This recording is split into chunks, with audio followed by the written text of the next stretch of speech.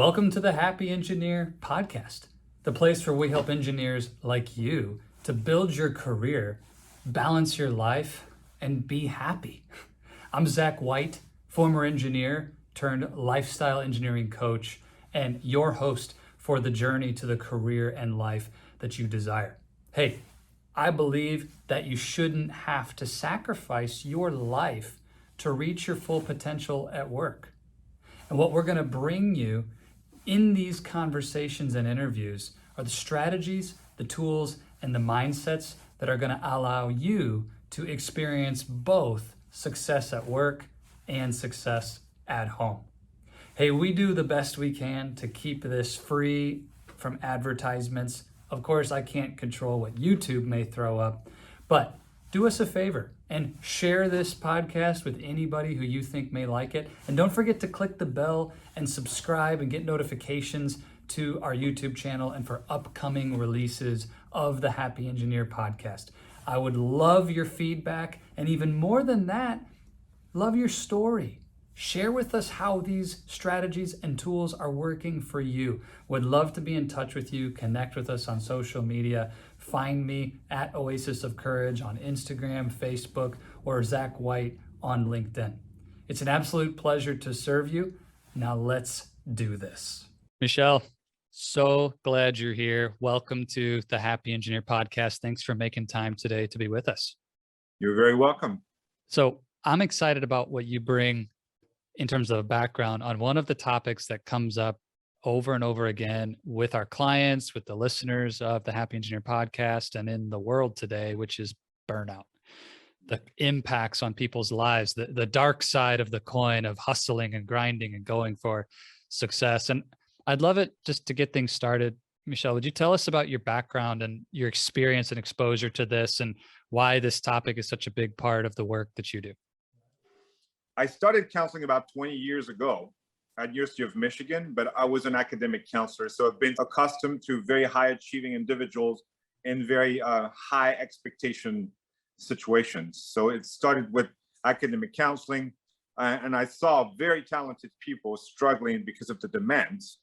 Eventually, I decided I wanted to be on the other side of the street. On the other side of the street at University of Michigan, you have, well, one side you have the academic counseling, the other one you have the actual psychological counseling, because I really wanted to see what was at the core of their emotional exhaustion, because there is continuous emotional exhaustion when you're in a school of that high caliber. Back then, U of M was like ranked number 2 in the nation. So we're talking like top-notch engineers, top-notch business people, pre-meds, you name it. So I got accustomed to working with that sort of population, very well educated, very talented, but nonetheless, even though they had tremendous capacities, they still experienced burned out. And to be honest, later on when I became a therapist, it just occurred to me that burnout is because we're tapping into our brain in the way that our brain is really not evolved to process stimuli. You know, our brain is really still, genomically speaking, evolved for nature. It's really not evolved for what we demand of it. And the complexity of being an engineer, for instance, I'm thinking about some of my clients who are coders. There's no way our brain evolved for this. We made it progress in that direction. So Let me pause you just a second. This is really exciting. We're going to get into this thread. I know I'm already pumped, but really fast. When you said, hey, there you are at U of M, by the way, go blue. I'm a U of M grad as well. Great engineering at University of Michigan. Amen to that, yeah. Tell me, when you say I witnessed emotional exhaustion and it got you curious about getting out of just the academic side of counseling and into the therapeutic aspects of counseling, what did that actually look like? What does emotional exhaustion show itself as? Tell us more about that term. Well, first, it's straight out of the concept of burnout from 1975. One of the first evidence of burnout is emotional exhaustion. You've got to think of it as a state of grief, which means your brain has been bombarded by all the emotional demands you can think of. And then all of a sudden, it cannot manage any of them or all of them. So these young men and young women in the School of Engineering, for instance, in the informatics department, they were expected to be great technicians of informatics, but they were also expected to be comfortable with their ability to communicate, to engage with others. And Yeah. strangely enough, this sort of social function was an emotional stressor for them. They would just be perfectly fine doing the technical aspect of the work. But U of M was pretty keen on making them also well-rounded. And that moving in that direction, oftentimes I would have kids saying, I don't need to do this. I don't want to do this, which, by the way, I recognize as a habit of people on the spectrum.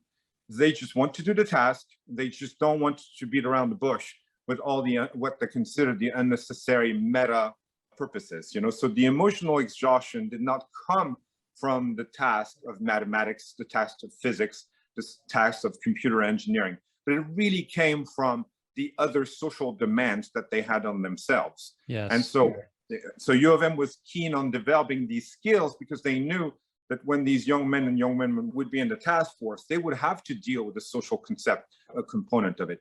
But to be honest, emotional exhaustion often came from social exhaustion, not technical exhaustion. Interesting. So we're under intense pressure academically and in the area of engineering or discipline, but then we pile on pressure in another domain, and in this case, one that's less comfortable for that individual. Yes. And eventually you hit some sort of break point where the pressure actually causes, and I want you to tell me more about this. Is it a literal change in your physiology and ability to process and deal with that? Or what's happening when you reach that point of emotional exhaustion? Well, let me tell you, not for me, but for an engineer who's comfortable with coding, for instance, I have no empirical evidence of this, okay? I just want to make sure. But I do think that their brain is operating from the parasympathetic side of the brain, the calm, serene side of the brain. But for me, it would be the exhausting side of the brain. For them, it might be the calm. This is what I'm supposed to be doing. I'm doing it very well. I'm doing it as if I'm just enjoying a nice meal, But let me give you an example. So think of a software company. When they do an upgrade of the software, the engineers are playing a chess tournament as the worldwide upgrade is occurring. They're just chilling. So it's all parasympathetic. The leadership, they're freaking out. So for them, it's fight and flight. It's like, is it going to work? Blah, blah, blah. The engineers have all the certainties that it's going to work for them. They have no doubt. That's sort of incredible confidence.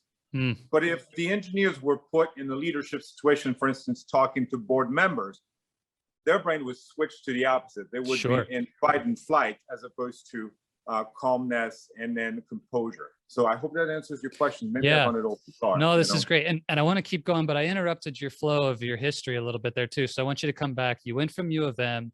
You got excited about the idea of taking what you knew into the side of therapy. Tell us the rest of the story there.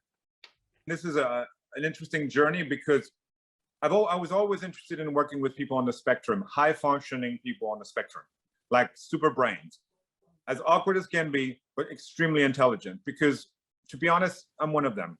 Even though I'm not an engineer, I applied mine into a different line of work. The more I was working with preteens, teens, and adults in that situation and their parents, the more I recognized myself as a being. I didn't realize in the get-go as a therapist, I was working towards healing my own issues of meltdowns as a kid, panic attack as an adult, not knowing how to cope with the stimuli of life like an autistic person could not cope. I mean, I have a brain and I'm autistic, and this is what I discovered later after 5 or 6 years in my profession, is I was actually serving people who were exactly as I am. A lot of them are engineers. Yeah. And this is fascinating because when I work with adults, most of them are engineers, most of them are technicians of some sort that are superbly intelligent, but socially, we're kind of like on the opposite. We've really struggled because social norms and social protocols make no sense sometimes. They are too redundant in a way, Michel, when did you actually become aware that you personally were on the spectrum? It was gradually, but eventually 5 years ago, I asked a friend of mine who was one of the top specialists in Atlanta, by the way, I'm in Atlanta, to test me. I'm going to be honest with you, it was like an emotional discovery where like, oh my God, I know I've been so crazy for so many years. It makes sense. I mean, it made me super happy. Also, it allowed me to work on a few things like theory of mind. It's very poor. Joint communication is very poor. You know, why was I someone who was ineffective in my relationship with my spouse? You know, it was very helpful. That's why eventually I ended up, like we've talked to you and I in San Diego, talking with a lot of very intelligent individuals who are essentially wired like a spectrum person, whether they are diagnosed or not. It didn't matter. You I know? really appreciate your willingness to be vulnerable about that and acknowledge you for it. And so 5 years ago, you well into adulthood before you knew, and this whole journey in a way has been a process of self-discovery in how to help heal from some of the very things that you struggled with for your clients and the people Yes, sir. you serve. That's tremendous. So there's a funny part of your story I want to make sure we get to. You went from U of M to another place to continue your work. And I remember very vividly, was it the other way around? So really quick, because a lot of engineering leaders are going to appreciate this. Talk to me about where you were at before U of M. So I came to America to get an education. Okay, that was my goal. I'm a guy who played rugby, tennis, and soccer. So these are the sports that I know. I didn't know anything about baseball, American football, and that sort of thing. So I ended up to this school called Ohio State. And then this other school offered me this full ride with an amazing scholarship to work on my PhD. It was the University of Michigan. I swear to goodness, I told one of my neighbors, man, I got a full ride. They're going to pay for everything, all my research and everything. And he's like, where are you going? To Michigan, that other school over there. And he never spoke to me. I was in Columbus, Ohio at the time. He never spoke to me again. And I was, and you know, I didn't ask question. I didn't understand. It's only when I got to U of M that people just made me realize this is kind of blasphemy. And I was like, no, it's not. I'm here for an education. I'm a nerd, you know? This is amazing. Okay, I know that was a bit of a sidetrack, but I absolutely love the fact that a Buckeye decided not to talk to you again after you told him you were going to go to the University of Michigan for your PhD. And it's this, I went to Purdue and U of M, so I get it. You know, we don't talk to people at IU. Oh, yeah. I don't talk to people from Notre Dame, you know. Yeah, exactly. Just kidding. All right. So I want to come back to where you're at in the journey. And can you describe the distinction between academic psychology and therapeutic work, and what's the actual distinction there? Well, as an academic advisor, you see kids on the brink of suicide. We had a protocol at U of M is we need to walk them across the street, like literally across the street. And I was always curious to why academic pressure would put people on the verge of suicide, and people from all walks of life, people from every nation. I remember a young man who was Korean, for instance. I remember a young woman who was Indonesian. These are subject matters in their culture, at least at the time, 15, 20 years ago, was not to be spoken about. There was a sense of taboo. I do remember a gentleman at U of M who was of Korean heritage, who spoke about how do you address people from some region in Asia who are experiencing suicide. And I'm like, wow, this is frightening to think that the act of learning under pressure will put people on the brink of suicide. And I really wanted to know, because I never experienced this. I was an absolute nerd. And I will tell you one thing, one of their highest pressure, it was parental pressure. Wow. For some reason, that addition, you talk about emotional exhaustion, the academic competition in the classroom is insane.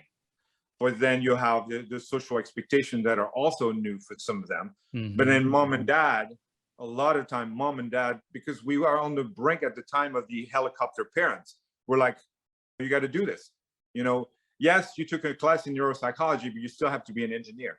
So you had all of these pressure points. But my job was to hand them to the psychological center. And I'm like, no. I want to be part of that journey. I want to know why it hurts so bad. I mean, when I was there for 10, 11 years, we had a handful of people ending their lives, dying by suicide because of academic pressure and parental pressure and life pressures, you know? So when you got into therapy, and I know probably a lot of the specifics, you know, maybe confidential, but tell us, what did you then experience? And maybe in a way, if we can bring it into the professional context now, you know, most of the engineering leaders I work with and who listen to the Happy Engineer podcast are somewhere in their career journey, but they're no stranger to immense pressure. And this idea of emotional exhaustion may Yes, sir. connect with them, or they know someone who it would be really important to. So what are those sources of pressure in professional life, and what did you start to discover as you were doing therapy? Um, well, they're all self-inflicted. I mean, I am sorry to be so arbitrary, but comes to a point in one's professional life where emotional exhaustion is self-inflicted. Yes, there are some colleagues or supervisors or team members who make it hard on oneself, but really recentering on one's purpose is what I have done most in my coaching. It's like one of the things I see most commonly and people have to adjust to is this notion that they do see problems. Certainly, let's just use the example of engineers. They have a nose for identifying problems. It is stressful in a way in itself to have the ability to see problem, but then you interface with people, whether lateral to you, above you, underneath you, who don't see the problem as fast as you do or as furiously as you do. So right there's the social constraint of having to wait on people to catch up with you. There's a social constraint of having to teach others, which, by the way, for someone on the spectrum like myself, teaching is one of the hardest things to do. We have this thing in our mind, which is like, if I get it, you should get it. No, this is not. This is why sometimes we do have a tendency, and I have been guilty of this, to assume that everybody is stupid around us. And this is not an exaggeration. There is that sort of inner sentiment. I'm like, I got it. How come you didn't get it? So that creates pressure. But the burnout is really a burn-in. It's really a burn-in. Let me give you an example about problems. Every problem we see outside, the solution is within ourselves. Every problem we see outside of us, external problem, there is a solution within ourselves. But it's admitting to that we are the source of the solution that's very challenging. Now, there are mechanisms to put in place to do so. But certainly in a heavy engineer, and I'm only thinking about coders, sort of computer engineers, having to interface with others is tremendously challenging because we know the solution of the problems, but we may have been burned out because we have proposed a solution to the problems, and people would take months and weeks to implement our solution to the problem. The issue is of patience, of determination, of recentering the presentation of the problem or the solution, and on and on. So I definitely see this in the professional world. Yes, sorry. No, it's good. I want to go back and play a little bit of devil's advocate on your statement. And okay, as a coach, I have seen, and I agree with you in the sentiment that all of this is self-inflicted. But I also remember the time in my life when I would have not agreed with you. And in fact, that statement, I probably would have just stopped listening to you at that moment. Mm-hmm. So I want to go back and hit that. I'm just going to go back to my old self. It's like, Michel, you're freaking crazy. Like you don't know my boss. He's a complete lunatic. He's yelling and screaming and putting all kinds of unreasonable pressure on me. He wants it in half the time than is even humanly possible. Nobody could finish the project in the timeline that he's telling me I have to get it done. He's constantly threatening my job and my safety and security of my home and my family. Like totally toxic culture. I have idiots for colleagues. You have no idea how bad it is. And I'm just doing the best I can. How is this possibly my fault that I'm emotionally exhausted? You're crazy. So you're making a very good point, because this is the client or this is the patient in the very beginning. I would never approach it with that degree of brutality, obviously. Yeah. I would just identify, certainly, and this is true that external factors are tremendous, certainly in that kind of environment. My girlfriend, she interacts with engineers. She tells me how much pressure they're under. I mean, this is crazy. But ultimately, and you're right, after a few steps where we do establish that the ecology of the problem is not just solely on oneself, we can't change others. So ultimately, we got to start with us. We can't change this obnoxious boss who doesn't understand that undermining my effort might actually jeopardize my life with my wife and my children, because he will not change. So what is it that we can implement for ourselves? Because it's about self-care. But you're right. You're absolutely right. If I met someone right now and I would tell them all the problem is within yourself, I would be wrong. I would be because it is not true at that point in life. Interesting. So talk to us about the journey then, from the perspective of that engineer who's, let's say today, they're really trapped in a perspective that none of this is my fault and it's all external, but I am burned out and emotionally exhausted. What are the steps, or maybe it's new beliefs or new actions or new attitudes? Like, how do we get to the point where we do take some of that internal locus of control and begin to experience the sort of reviving of our emotional health and vibrancies? Like, where do we have to go to? If you were going to imagine that journey with someone and you were their therapist or their coach, where would you seek to help them walk to? What's the arc? How do you move forward? And again, that's the beauty of coaching, and I know you do a tremendous job with it, is it has to be individualized, because everyone sees the problem through their own lens. So what I do usually, I identify changes they've already made in other areas of life. Like, for instance, if they tell me, I started exercise a lot more, and it's like, why have you introduced exercise in your life? I used to do it in college. I used to do it in high school. It makes me feel good, so I'm like, this is a change you reintroduce. So then I ask if they're capable of displacing that amazing change they've done in their lives into another arena of life, from eating to sort of like seeing problems from a different lens, mindset, to beginning to appreciate oneself.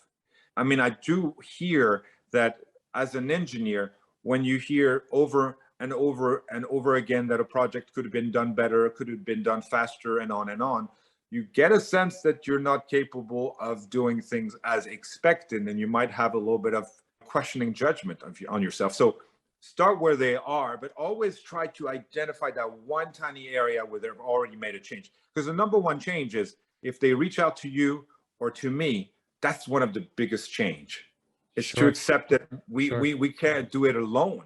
And every time I've had to transition in life, and I've done it effectively, Zach, and you know it, we don't do it alone. We do not do it alone. Really quick, and I know we're bouncing around a little, and hopefully not too much, but something you said triggered this for me. Can you describe the negative consequences of staying in a place of burnout? So if somebody's emotionally exhausted, they're burned out, they're in that place, and they get sort of trapped there, stuck there. They're not taking action. They're not reaching out for help and getting the support they need. What happens when somebody stays in that place for an extended period of time? That is an amazing question. We have 12 functions in the body, 12 systems. And if one is overutilized, the others are going to be less effectively involved in our sort of self-healing maintaining. For instance, if we have constant increase in cortisol levels, we won't be able to manufacture melatonin at night in sleep. If we don't sleep, we experience loss of memory. Executive functioning skills are starting to falter. If we experience loss of memory and our executive functioning skills start to falter, we're more irritable. So our relationship with our family members begins to fall apart, because we're more likely to be dismissive of our spouse, our children, and on and on. It has a cascading effect. And then the cascading effect comes back on itself, because all of this continues to increase your stress hormones. We might stress them more by eating comfort food, or by doing some comfort drinking or comfort smoking. So unfortunately, it exacerbates itself on a continuum. Addressing one or two functions, and sleep, I don't know how it is with your engineers, but sleep is big. Oh my goodness. Sleep, hygiene, breathing also, think about it. Breathing also has to be reset almost. And just for clarity, when you say 12 systems, we're talking about, the nervous system, the skeletal system, digestive system, all these different pieces. And as an engineer, immune system, it's like, I mean, it's 12 systems that have to work well together.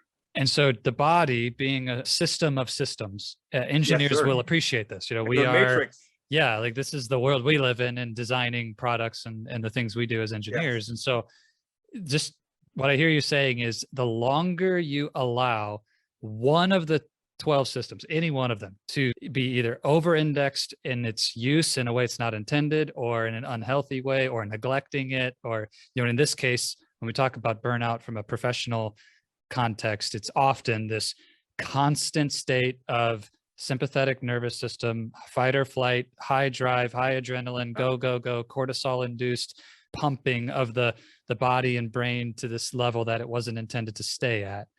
And the cascading downward spiral into all 12 systems, it just gets worse. Like that's a one-way street if we don't intervene and go back to a healthy baseline across the whole thing. It's like an all 12 systems game. Is that what I'm hearing? Yeah. And ultimately, okay, I have a quick story.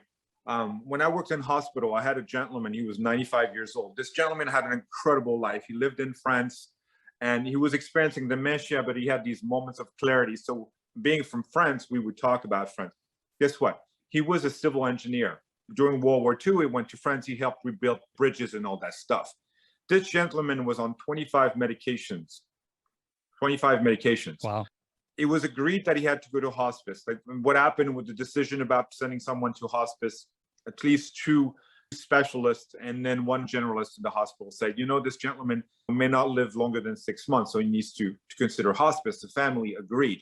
The number one thing we do is we discharge medication when they go to a hospice. All 25 medications were taking care of keeping these 12 functions in place. This gentleman, as extraordinary as he was, because he had lived till 95, so it's pretty darn good. Okay? Absolutely. You would see one function shutting down after another. Boom, boom, boom, boom, and then. So we have to understand that we are 12 functions. We have 12 functions. We're not just the amazing worker that's misunderstood. We are 12 functions. We have to have gratitude towards ourselves. A lot of the successful people you work with, and some of the great successful people I've worked with, they forget to realize how much of an impact they've already had. If they were to look back, I call it the revolution. You look back at 1 month or 2 months ago. Yes, it sounds like you get a lot of negativity because it's not done in the time frame or in this sort of architecture it has to be done. But bottom line, you have had amazing success, man. On a continuum, you have had an amazing life of success. Looking back, far back enough, not just 2 days ago when we were chastised because we didn't submit something on time, whatever. We do realize that we have a tremendous healthy impact on the world. And that kind of self-gratitude may be a starting point for a new mindset, if you will, Michel, let's take that and build on it. And for someone who's, maybe they're experiencing burnout, or maybe they're just really curious about this, like I am. I'm not burned out today, but I think it's fascinating. You mentioned a couple areas that will help us to reverse that downward spiral trend. If we feel like we're going that direction, or we've already hit rock bottom in some way, there's places to start to begin building back into a healthy balance across these 12 systems. So I heard you mention sleep earlier. You mentioned breathing. You mentioned a healthy amount of gratitude and self-love, self-forgiveness, just that self-esteem and focusing on that. What else would you give an engineering leader listening to this for places to start, just those simple actions if they want to reverse the trend of burnout in their life? I'm going to be honest with you. If they are already in a state of change, the number one stressor on the whole body, this matrix system, is food. Wow. Yeah. We have 100 neurotransmitters in our body. Any kind of food that our body and brain does not evolve to eat in the state of nature will create an inflammation. That inflammation in a digestive system, and remember, the digestive system starts with the mouth and goes all the way to that mighty rectum, okay? So there's plenty of opportunity to create sources of stress. And the number one thing that we're not evolved to eat is sugar.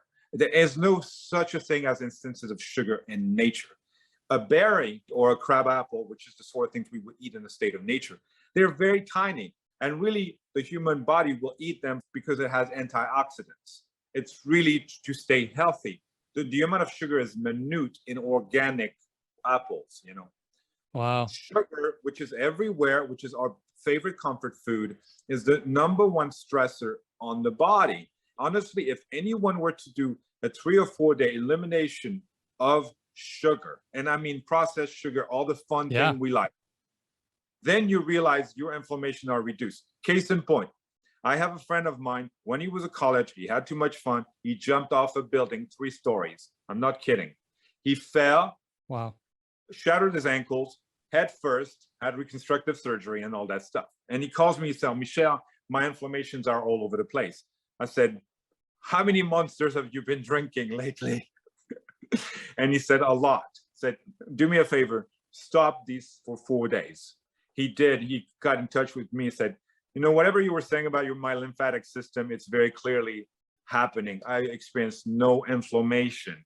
And we're talking body inflammation, like his ankles hurting, his back hurting, where he had major surgery. Michel, this is fascinating. I mean, of all the things for you to say, I was not expecting you to go into food as the number one thing. And I mean, I've done a lot of research on this area myself, and it's something that comes up in our program with coaching engineers often, but it's not the primary thing. But I'm starting to wonder how much more importance we should put here. So if somebody's experiencing burnout or they're feeling that emotional exhaustion kicking in their life, we all want to turn to the psychology, you know, oh, I got to change my thoughts, limiting beliefs, go do all these things.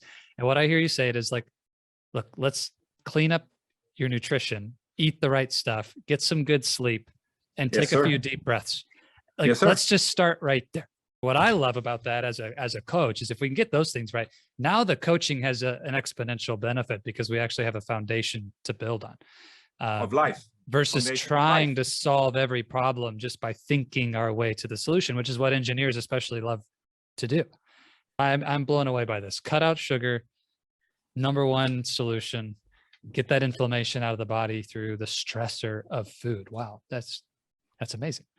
I know we could go all day about that. We don't have time. We're just going to have to leave it right there. But if there was one more thing that you would add, easy things to focus on that would be beneficial in going back off this track to burnout, what else would you recommend?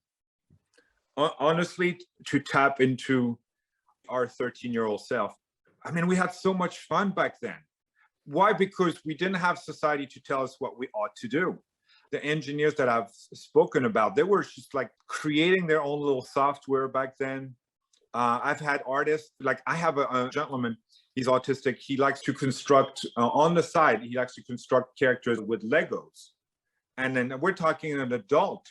I'm like, there's nothing wrong with this. Why? Because it will appease our brain. It will tap into the sympathetic nervous system and it will calm us down. It will bring us back to a time where we didn't judge ourselves, you know? I love that. Go back to our 12-year-old selves. Stop judging. Ah, yes, sir. Yes, sir. Michel, this is cool. I mean, what I love about this too is we've tackled the big picture in a way. It kind of opens up now all these sub threads. So what to get you back on the show and talk more about food and talk more about sleep and these other things. But just as an engineer, I'm excited by this because it means that there are decisions within my control that I can take right now that will have a meaningful effect on changing the experience of my day-to-day life when it comes to emotional exhaustion and burnout. And it doesn't mean that lousy boss or that toxic culture, the things at work are going to change right away. But it gives me a foundation that now when I go take action in my career, I'm going to have a higher likelihood of success with the energy and the actual opportunity to come and then the one thing that's important is duration and frequency. Duration and frequency. Duration and frequency. If we do undertake changes that we haven't done before, and that's okay if we didn't do them before, but if we start them, they were a limitation at one point. We break the limitation by implementing them with duration and frequency. Engineers know duration and frequency better than anybody else, but it's got to be implemented to make these 12 functions function effectively for us to be happy and serene again. I love it. Michel, I want to wrap here where we always do on this show. We've covered a lot of ground, but I still love that great engineering, just like great coaching and the work that you do. We know that questions lead. and answers follow. And if we want better answers in our life, we need to ask better questions. So for an engineering leader who's experiencing this trend spiraling toward burnout or exhaustion in their life, or they're just tired, what would be a question that you would lead them with today?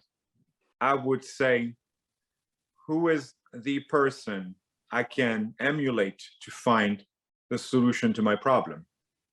I'll be honest with you, anytime I've been in crisis in life, it's the moment I listen to someone else and I emulated that someone else, which is very hard. Masking is, in some degrees, it's very hard when you're on the spectrum. But anytime I have surrounded to listening to someone else, I have found solutions to my own problem. Nietzsche said, you have to be envious of people, not because you are jealous of what they have, just because you can see how they've achieved whatever they've achieved, and you can emulate what they achieve, however they achieve. So if it's serenity, if it's success, if it's abundance, if it's a peace, there is someone who already has done it. Mm-hmm. Just find that person and then follow that person. I love it. Success leaves clues. And what a powerful way to reframe the idea of being envious, what Nietzsche said there. That's really, really awesome. Michel, I know everybody listening is going to have a zillion questions or want to explore more, and they may be in need of the support that you provide. And I'd love them to be able to get connected with you and discover more about the incredible work you're doing now as a coach and the work you do as a therapist. So where can people reach out and connect and learn more about you and the amazing work you're doing? They can find me at www.gentherapy.org, GEN therapy.org, or they can give me a call, 646-582-9774.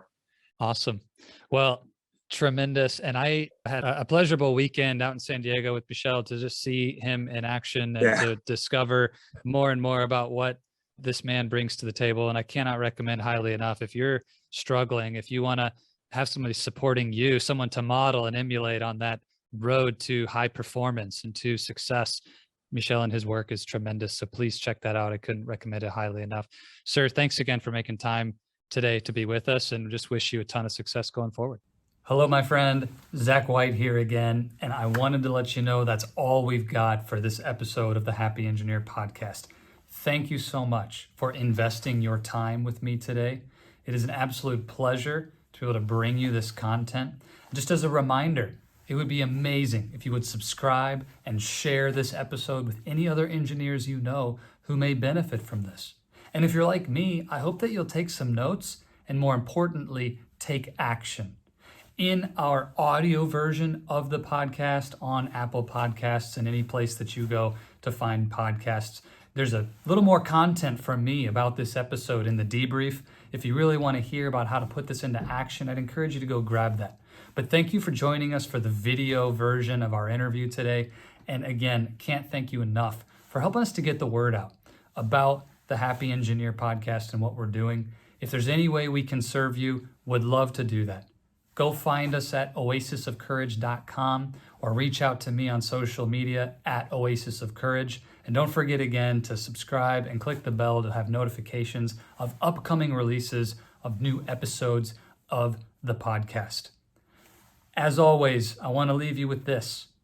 If you stay in your comfort zone, you're not going to grow. So let's crush comfort, create courage, and let's do this.